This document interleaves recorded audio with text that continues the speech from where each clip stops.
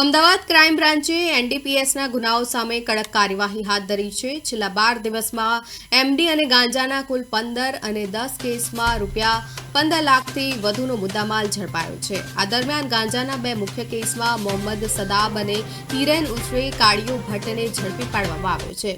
હિરેન પાસેથી 38 ગ્રામ ગાંજો મળ્યો હતો અને બાતમીના આધારે તેને રાણીપમાંથી ઝડપી લેવાયો હતો.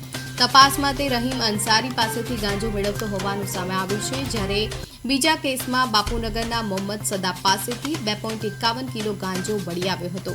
સદાબ મોહમ્મદ જુનેદ પાસેથી ગાંજો લાવતો હોવાનું તપાસમાં સામે આવ્યું છે.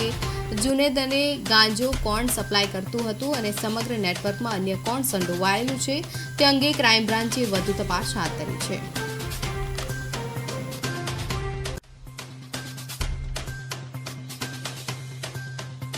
उसमें जो अभियुक्त पकड़ा गया है वो मोहम्मद सालम आलम मोहम्मद जुनेद, जो कि रहने सीतामढ़ी बिहार का रहने वाला है और अहमदाबाद में वो बापूनगर में रहता है.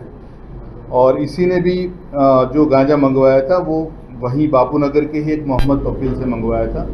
मोहम्मद तौफील की फिलहाल तफ्तीश जारी है और वो पकड़े जाने पर भी छोटी या बड़ी मात्रा कोई भी हो,